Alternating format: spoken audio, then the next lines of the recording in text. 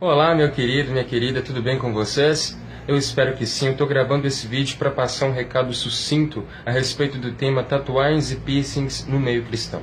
Há pessoas que se utilizam de Levítico 19:28 para fomentar a sua posição contrária à prática das tatuagens e também do body piercing.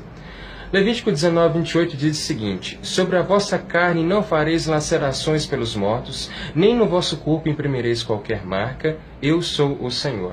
Para que nós possamos compreender melhor as Escrituras, nós devemos procurar compreender o contexto ao qual elas estão inseridas. Imagine se existisse um versículo na Bíblia que dissesse: todos ganharão bolinhos. Com certeza você não pegaria esse versículo e sairia pregando esse versículo como verdade, não é? Por quê? Porque eu creio que você procuraria entender o contexto em que esse versículo estava inserido, qual foi o escritor, qual foi o destinatário, em qual época, qual era a cultura e etc. Na verdade, da mesma forma também nós devemos observar Levítico 19:28, bem como toda a Bíblia.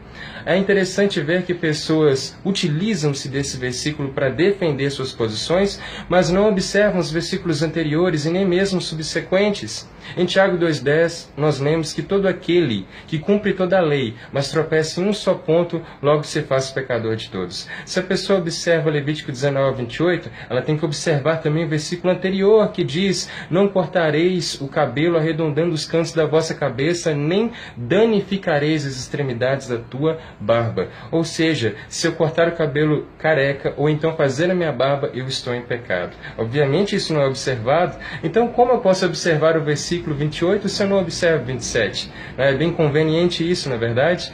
Bem como também, se eu observar Levítico 19:28, eu tenho que observar as demais ordenanças da lei, como, por exemplo, se a minha mulher se menstruar, ela deve ficar distante de tudo e de todos durante 7 dias, até que o tempo da impureza dela se passe.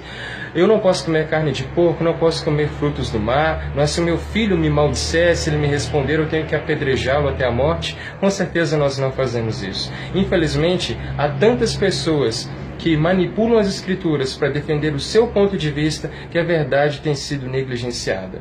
Se a lei deve ser considerada, ela deve ser considerada em sua totalidade e não apenas os pontos parciais da lei para defenderem determinado ponto de vista.